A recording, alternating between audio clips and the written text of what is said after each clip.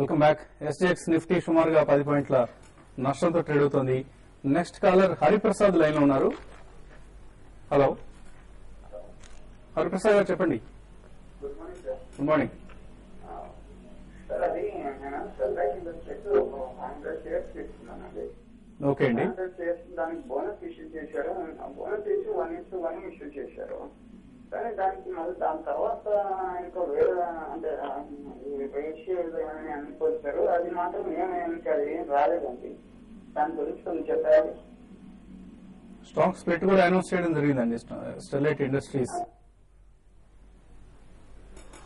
స్టెర్లైట్ అయితే ఇంకా క్రెడిట్ రాలేదండి నాకు తెలిసి అయితే కనుక, ఎందుకంటే రికార్డ్ డేట్ ఇంకా ఉంది కాబట్టి నేను అనుకోవటం డెఫినెట్లీ మీకు వస్తాయండి. మీ డీమ్యాట్ అకౌంట్ లో రెగ్యులర్ గా టచ్ లో ఉండండి. మీ బ్రోకర్ తోటి కనుక డిపి అకౌంట్ చెక్ చేస్తా ఉండమనండి. అంతేగాని పెద్ద కన్సర్న్స్ ఏం లేవండి అందులో. సో మీరు వరి కావాల్సిన అవసరం లేదండి. స్టెర్లైట్ ఇండస్ట్రీస్ సంబంధించి కేవలం షేర్ ప్రైస్ సంబంధించి మీరు ఏదైనా కన్సర్న్స్ ఉంటే ఉండొచ్చు, కానీ బోనస్ లేదా స్ప్లిట్ సంబంధించి మీరు వరి కావాల్సిన అవసరం లేదు. నెక్స్ట్ కాలర్ లక్ష్మి లైన్ లో ఉన్నారు. హలో లక్ష్మి గారు చెప్పండి. ఐఆర్బి ఇన్ఫ్రా 260 లో కొన్నామండి షార్ట్ టర్మ్. ఓకే అండి. జేపీ ఇన్ఫ్రా 85 లో కొన్నామండి. రెండింటి గురించి కొంచెం చెప్పండి. షార్ట్ టర్మ్ అంటే ఎంత టైం పీరియడ్ కోసం కొన్నారండి? 6 months అండి. ఓకే. ఐఆర్బి ఇన్ఫ్రాస్ట్రక్చర్ అయితే రీసెంట్ గా చూస్తే ఒక అప్ ట్రెండ్ కి వచ్చి తర్వాత మళ్ళీ అప్ ట్రెండ్ సస్టైన్ కాలేదండి. తర్వాత మళ్ళీ ఇమీడియట్ గానే స్టాక్ అయితే బాగా వీక్ అయిపోయింది. ఇప్పుడున్న పరిస్థితుల్లో ఈ స్టాక్ అయితే కొంత 270 ఆ రేంజ్ లో కన్సాలిడేషన్ ఫేజ్ లో ఉందండి. డెఫినెట్ గా ఈ స్టాక్ అయితే ఇమీడియట్ గా టెక్నికల్ గా వీక్ ఉన్నా కూడా లాంగ్ టర్మ్ మాత్రం స్టాక్ అయితే బాగా పర్ఫార్మ్ చేసే అవకాశం ఉంది. 320 to 340 రూపీస్ దాకా స్టాక్ పెరిగే అవకాశం ఉంది. కాబట్టి స్టాక్ అయితే హోల్డ్ చేసుకోండి. ఈ స్టాక్ లో ఇక్కడ నుంచి అప్ అండ్ ఉండే అవకాశం ఎక్కువ కనపడుతుంది. డౌన్ సైడ్ వచ్చినా కూడా పెద్దగా వచ్చే అవకాశం లేదండి. జేపీ ఇన్ఫ్రా మాత్రం ప్యూర్లీ లాంగ్ టర్మ్ ఇన్వెస్ట్మెంట్ కి అయితే ఇన్వెస్ట్ ఉండండి. ఎందుకంటే యమునా ఎక్స్ప్రెస్ వే ఏదైతే ఉందో ఆ ప్రాజెక్ట్ మొత్తం దీని కిందే ఉందన్నమాట. రీసెంట్ ఐపీఓ తర్వాత కూడా ఐపీఓ బిలోనే ట్రేడ్ అవుతుంది కాబట్టి డెఫినెట్లీ మీడియం టర్మ్ ఒక కపుల్ ఆఫ్ క్వార్టర్స్ లో డెవలప్మెంట్ ఆఫ్ ది ప్రాజెక్ట్స్ బట్టి ప్రోగ్రెస్ బట్టి చూస్తే కనుక డెఫినెట్లీ జంప్ చేసుకోపోతుంది. ఓకే అండి. నెక్స్ట్ కాలర్ శ్రీకాంత్ హైదరాబాద్ నుంచి లైన్ ఉన్నారు. శ్రీకాంత్ గారు చెప్పండి. శ్రీకాంత్ గారు. హెచ్ఎఫ్సిఎల్ ఇన్ఫోటెల్ రిలయన్స్ ఎనర్జీస్ తీసుకున్నాను అంటున్నారు, నిజమేనండి? లేదండి, మీరు వాళ్ళు తీసుకున్న కంపెనీ వేరు, మార్కెట్ లో చాలా మంది కొంచెం అయోమయంగా అనుకుంటున్న కంపెనీ వేరు. హెచ్ఎఫ్సిఎల్ కి రిలయన్స్ కి ఎటువంటి సంబంధం లేదండి.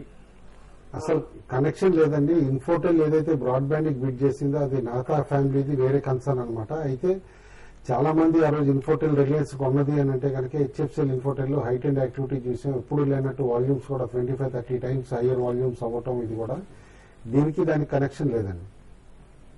సో దయచేసి ఆ స్టాక్ జోలికి మాత్రం వెళ్ళకండి. అది ఒకనొక పెన్నీ స్టాక్ ఉన్న మార్కెట్ లో ఉన్న పెన్నీ స్టాక్స్ అది కూడా ఒకటి. జయప్రకాష్ హైదరాబాద్ నుంచి లైన్ లో ఉన్నారు. జయప్రకాష్ గారు. హలో నమస్కారం సార్. నమస్తే అండి. శశి గారు నమస్కారం అండి. నమస్కారం సార్, నాకు గుజరాత్ ఎన్ఆర్ఈ కోక్ ఓకే అండి. షేర్స్ బోనస్ కింద అలాట్ అయినాయి. బట్ దాని వాల్యూ 10 రూపీస్ అని చూపిస్తుంది ఆ డిమాట్ అకౌంట్ లో. అదే సపరేట్ కాలం లో ఇస్తున్నారు, ఏంటి అది? డిఫరెన్షియల్ ఓటింగ్ రైట్స్ అండి. అంతే. అదే Gujarat NRE coke. Gujarat NRE coke లోని డిఫరెన్షియల్ ఓటింగ్ రైట్స్ అని ఇంకో కంపెనీ కూడా లిస్ట్ అయి ఉందండి. ఇంకొక స్టాక్ కూడా. అదే. సో డిఫరెంట్ కంపెనీ అది? లేదండి, కంపెనీ అదే కంపెనీ.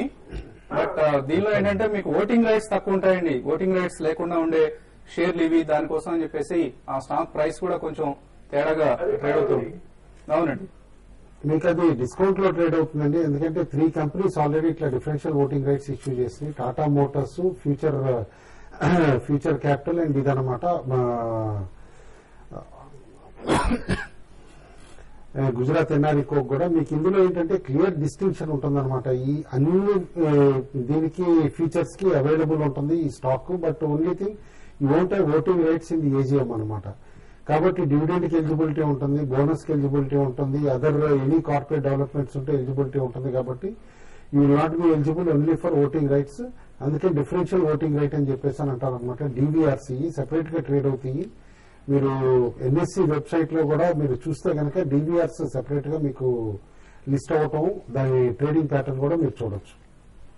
ఓకే అండి, నెక్స్ట్ కొన్ని ఈమెయిల్ సందేహాలు గమనించే ప్రయత్నం చేద్దాం. దేవి ప్రసాద్ తిరునగరి, దిగ్జామ్ 1285 లో బై చేశారు, ఇది హోల్డ్ ఆర్ ఎగ్జిట్ అని అడుగుతున్నారు. సో ఇప్పుడున్న పరిస్థితుల్లో దిగ్జామ్ అయితే వాల్యూమ్స్ పెరుగుతున్నాయండి. కొంతకాలం స్టాక్ పెరిగే అవకాశం ఉంది. 15 to 16 ఈవెన్ 80 రూపీస్ కూడా టచ్ చేసే అవకాశం ఉంది. మీరు హోల్డ్ చేయండి. అట్ ద సేమ్ టైం మీరు ఎగ్జిట్ కూడా చాలా ఎగ్జిట్ తీసుకోవడం చాలా క్రూషియల్ అండి. ఏమాత్రం మీరు ఇప్పుడు పెరుగుతున్నప్పుడు ఎగ్జిట్ కాలేకపోతే మళ్ళీ స్టాక్ అయితే డౌన్ సైడ్ వచ్చే అవకాశం ఉంది. కాబట్టి ఎగ్జిట్ తీసుకుని ఒక 2 to 3 రూపీస్ అప్రిషియేట్ అయ్యే అవకాశం ఉంది. అక్కడి నుంచి ఎగ్జిట్ తీసుకోమని చెప్తాను. జేఎస్డబ్ల్యూ స్టీల్, రిలయన్స్ ఈ రేట్ లో బై చేయొచ్చు అని అడుగుతున్నారు. లక్ష్మి ఎస్, లాంగ్ టర్మ్ కి అయితే బై చేయొచ్చండి, బట్ షార్ట్ టర్మ్ కి మాత్రం డెఫినెట్లీ స్టాక్స్ ఉండి రేంజ్ బౌండ్ ఉంటాయండి.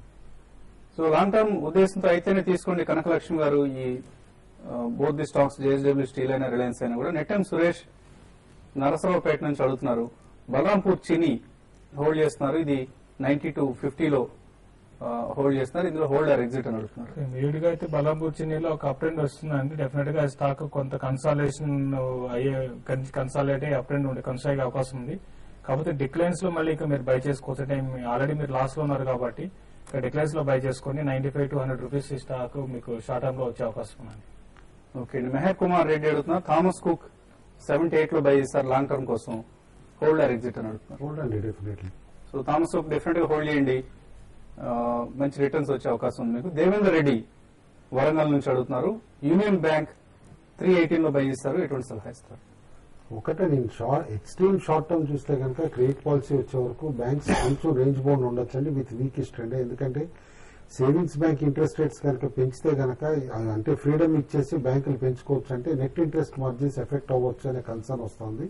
బట్ సైమిల్టేనియస్లీ క్యాపిటలైజేషన్ మూవ్స్ కూడా బెనిఫిట్ అవుతున్నాయి అనమాట బ్యాంక్స్ కి. కాబట్టి టిల్ క్లారిటీ వచ్చే వరకు ఎక్స్ట్రీమ్ షార్ట్ టర్మ్ లో all PSU banks range bound ఉండొచ్చు. అలాగే వాడు ఆయన Tata steel, Tata Motors, DLF by చేద్దాం అనుకుంటున్నారు, ఇది కరెక్ట్ టైం అని అడుగుతున్నారు. కొంత వెయిట్ చేయమని చెప్తానండి. మూడు కూడా టాటా స్టీల్ అండ్ డిఎల్ఎఫ్ ఇవన్నీ కూడా ఏంటంటే కొంత హై బీటా స్టాక్స్ అండి. కొంత వెయిట్ చేయండి. మార్కెట్ ఓవర్ బాట్ లో ఉంది, పీసీఆర్ కూడా ఎక్కువ ఉంది కాబట్టి ఒక చిన్న కరెక్షన్ లో బై చేయండి, ఇప్పుడే వద్దండి. ఓకే అండి, Rajesh Yalla short to medium term కోసం Opto Circuits, Surya pharma suggest చేయొచ్చా? ఆప్టో సర్క్యూట్స్ లో మంచి రోల్ ఓవర్ కనిపించిందండి. డెఫినెట్లీ ఏదో న్యూస్ రాబోతుంది అని చెప్పేసి అనుకుంటున్నాను జూలైలో. షార్ట్ టర్మ్ కి డెఫినెట్లీ కొనొచ్చండి. జూలై సిరీస్ లో one of the side counters లో యాక్టివ్ కౌంటర్ అవ్వచ్చు. సత్యనారాయణ రాజు గారు దివి స్లాబ్స్ 775 లో నిన్న బై చేశారు, ఎటువంటి సలహా ఇస్తారండి? హోల్డ్ చేయమని చెప్పేసి చెప్తానండి. స్ట్రాంగ్ అప్ ట్రెండ్ లోకి వచ్చిన stock in short to medium term ఒకసారి 840 దగ్గర రెసిస్టెన్స్ ఫేస్ చేయొచ్చు, ఆ తర్వాత ఆల్ ది వే 960 వరకు వెళ్తుందని చెప్పేసి అనుకుంటున్నాను. ప్రస్తుతానికి హోల్డ్ చేయండి దివి స్లాబ్స్ ను. వినతి ఆర్గానిక్స్, నకోడా రెండు 1 year టార్గెట్ ప్రైస్ ఎంత అని అడుగుతున్నారు. పి శాస్త్రి. వినతి ఆల్రెడీ బాగా అప్రిషియేట్ అయిన స్టాక్ అండి. ఎందుకంటే మీరు లాస్ట్ 2 year ప్యాటర్న్ చూస్తా ఉంటే one of the major multibaggers అనమాట ఈ స్టాక్. కరెంట్ లెవెల్స్ నుంచి significant appreciation global chemical prices బట్టే ఉంటుందన్నమాట. కాబట్టి మీరు ట్రాక్ చేయగలిగితే కనుక స్టాక్ ని హోల్డ్ చేయండి. అదర్వైజ్ డెఫినెట్లీ కాస్త పార్షియల్ ప్రాఫిట్ బుకింగ్ అడ్వైజబుల్. నాకు కూడా మాత్రం డెఫినెట్లీ బై చేయమని చెప్పేసి చెప్తాను. ఓకే అండి, సో ఫైనల్ గా ట్రేడింగ్ ఐడియా ఇదే వదలుచుకున్నారు. పిరమిడ్ హెల్త్ కేర్ అండి చాలా రోజులు వెరీ సైడ్ బౌండ్ సైడ్ వే ప్యాటర్న్ లో మూవ్ అవుతుంది అనమాట స్టాక్. నిన్న మళ్ళీ 500 పైన క్లోజింగ్ వచ్చింది. అయితే 500 పైన వాళ్ళు కంటిన్యూస్ గా 503 అండ్ అబౌట్ ట్రేడ్ అవుతూ ఉంటాయి కనుక స్టాక్ 10 to 15 రూపీస్ అప్రిసియేషన్ రావచ్చు అని చెప్పేసి అనుకున్నా. స్టాప్ లాస్ కూడా స్ట్రైట్ గా పెట్టుకోమన్నా, ఎందుకంటే స్టాక్ లో మూవ్మెంట్ కూడా వైల్డ్ గా ఉంటుంది అనమాట. 10 to 12 రూపీస్. ఓకే అండి, మీరు ఒకటి నిఫ్టీ ఫ్యూచర్స్ ని షార్ట్ సెల్ చేయమంటాను. 5320 బిలో ఉంటే షార్ట్ సెల్ చేయమంటాను. 5290 తర్వాత 5270 వరకు నిఫ్టీ ఇంటర్డేలో వచ్చే అవకాశం ఉంది. స్టాప్ లాస్ వచ్చి 5340 దగ్గర స్టాప్ లాస్ పెట్టుకోవచ్చు. ఓకే అండి, అలాగే సుందర్ రాజా తన రికమెండేషన్ పంపించారు. ఐటీసీ బై చేయమంటున్నారు, బై అబౌవ్ 307 గా చెప్తున్నారు. Stop loss 303, target 313. అలాగే అమర్నాథ్ శాస్త్రి గారి recommendations Canara bank buy above 428, stop loss 425, target 433 to 435 rupees గా చెప్తున్నారు. Federal bank sell below 323, stop loss 325, target 319, even 317 వరకు కూడా పడిపోయే అవకాశం ఉందంటున్నారు. ఓవరాల్ గా బ్యాంకింగ్, రియాలిటీ వంటి కౌంటర్స్ లో వీక్నెస్ మనం గమనించే అవకాశం ఉంది మార్నింగ్ ట్రేడ్స్ లో. సో ఐసిఐసిఐ కావచ్చు, ఇటువంటి బ్యాంక్స్ అన్నింటిలోనూ వీక్నెస్ కొనసాగే అవకాశం కనిపిస్తుంది. యూనిటెక్ లాంటి రియల్ ఎస్టేట్ స్టాక్స్ లో కూడా. బట్ ఫార్మా స్టాక్స్ డిఫెన్సివ్ గా ఉండే అవకాశం ఉంది. సో ఒక వీక్ ఓపెనింగ్ మార్కెట్ ఎక్స్పెక్ట్ చేస్తుంది. మరిన్ని ట్రేడింగ్ కాల్స్, ఇన్వెస్ట్మెంట్ రికమెండేషన్స్ కోసం TV5 money.com లో సబ్స్క్రైబర్స్ గా జాయిన్ అవ్వండి. ఆన్లైన్ సబ్స్క్రిప్షన్స్ ను